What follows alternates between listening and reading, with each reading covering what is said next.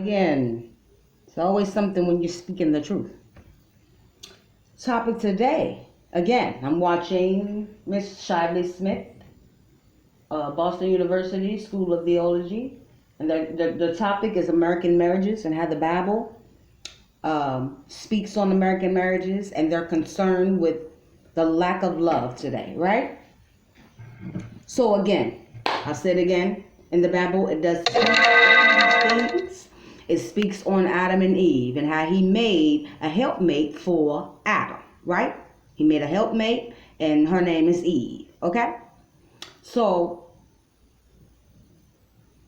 the answer to your question is yes, there is something in the Bible that's talking about marriages per se, but does not talk about the marriage of walking down an aisle and doing the whole paperwork thing. Don't talk about it like that. He makes people one by you become one in a whole nother way in God's eyesight.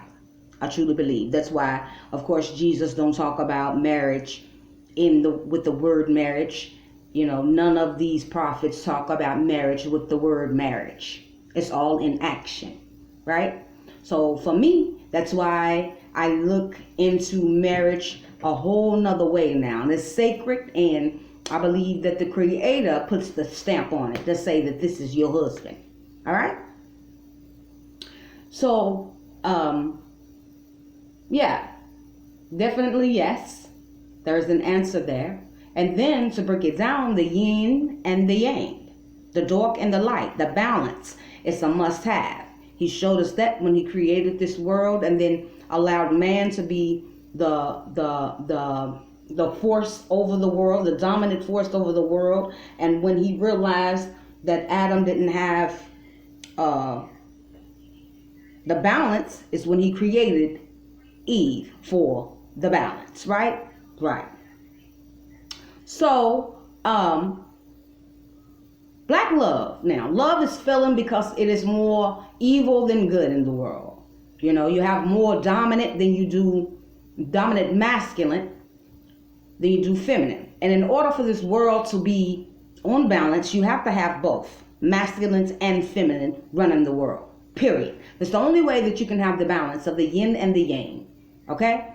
So, yes, the Bible speaks on it. Yes, we are being affected. Black love has been affected. Love has been affected right now because we do not have the balance in this world.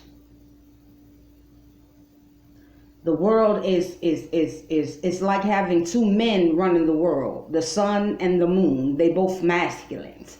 You can't, it just won't work like that. You have to have the female and the male running this world for the balance, because that's the way that he created this world. He created the female and the male, right?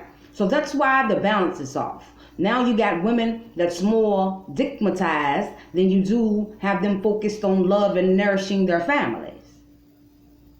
So that's where the lack of love in this America and the world is coming from. That's why we don't have balance now. You know, we have more hate than we do love.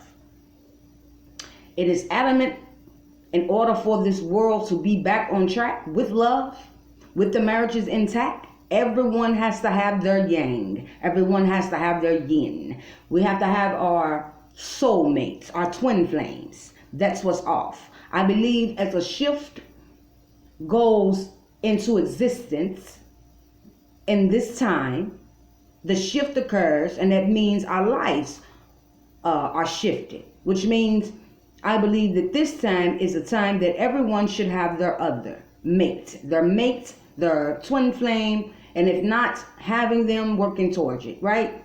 So that is what's going to bring the balance and the love. That's why I keep saying that women, we can nourish this world back to health with the love and the nourishment. Okay? So, yes, in the biblical, you know, it speaks on, it really don't speak, it shows you, it tells you about Mary and Joseph, about, you know, Samson and Delilah, about Adam and Eve. It tells you about these couples which are married through Christ. The stamp, boom, the stamp that God says, this is your other. I'm putting you with this person because this person is your other half, that yin. that yang, that twin flame, that soulmate. And if you don't have that, then basically what's happening is we're in a time today where that's a must.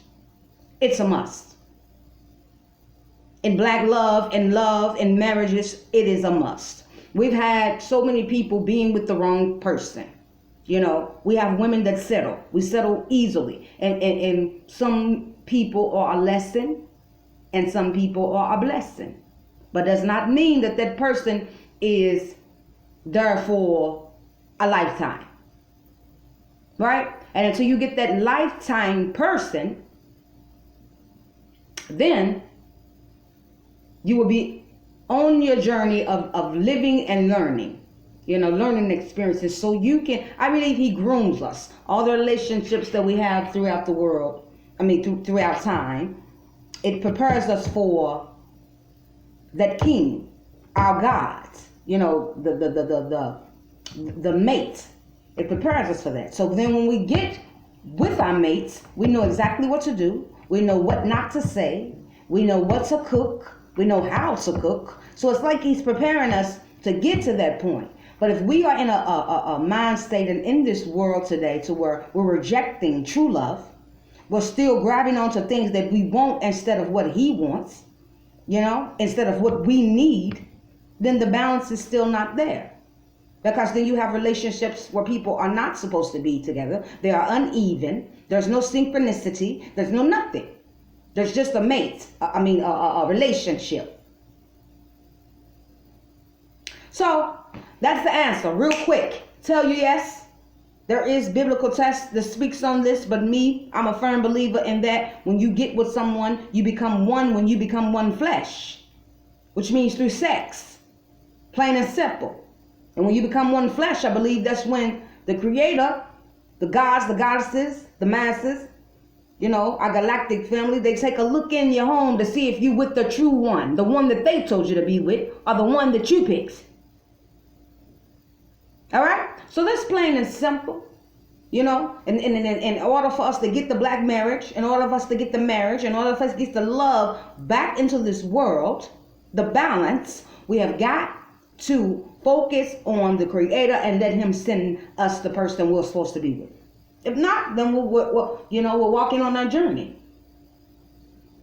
I'm now, you know, I've prepared myself for my husband. You know, I had a friend of mine got married.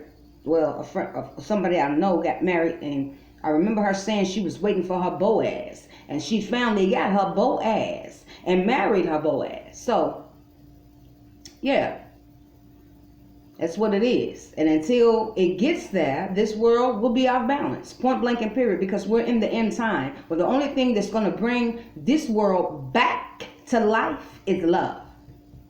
Not fake love, not love you put together, but true love, unconditional love, right? That's what it's going to take. The yin and the yang, the balance to be back intact. You know, we know that there's evil in this world. We know there's dark in this world. And most of our men in this world are dark. Let's just be real. You know, we are the light. So, and if you are a man that is dark and you go get a dark woman, then where's the light? Whose backbone? You know? You can't lean on your man for light because he ain't got none. He's dark. And you can't lean on your woman for light because she's dark. So then that's how you know you got two masculine people, two dark energies together that's not supposed to be together.